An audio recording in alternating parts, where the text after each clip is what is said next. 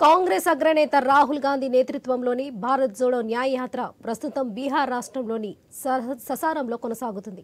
ఈ సందర్భంగా ఆ రాష్ట్ర మాజీ ఉప ముఖ్యమంత్రి తేజస్వి యాదవ్ ససారంలో రాహుల్ గాంధీతో కలిసి న్యాయ యాత్రలో పాల్గొన్నారు. బీహార్ అనంతరం యాత్ర ఉత్తరప్రదేశ్లోకి చేరుకోనుంది. ససారంలో తేజస్వి యాదవ్ జీప్ నడుపుగా పక్కన రాహుల్ కూర్చున్నారు. కైమూర్లో జరిగే బహిరంగ సభలో తేజస్వి యాదవ్ రాహుల్ గాంధీతో వేదికను పంచుకుంటారు.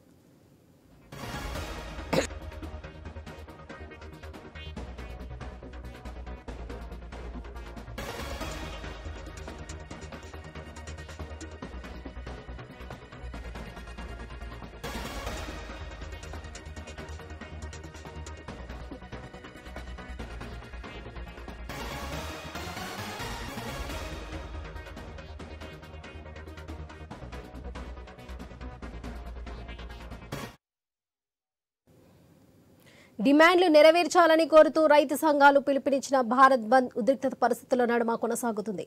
పంజాబ్లో బస్సులు బస్టాప్లకే పరిమితమయ్యాయి.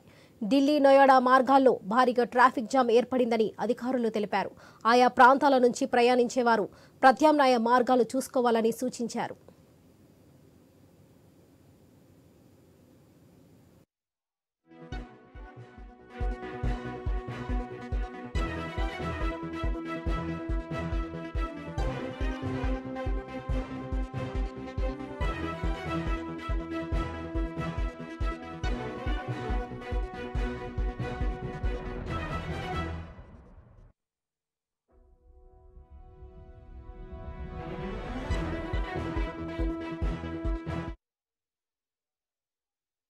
డిమాండ్లు నెరవేర్చాలని కోరుతూ రైతు సంఘాలు పిలుపునిచ్చిన భారత్ బంద్ ఉద్రిక్త పరిస్థితుల నడుమ కొనసాగుతుంది.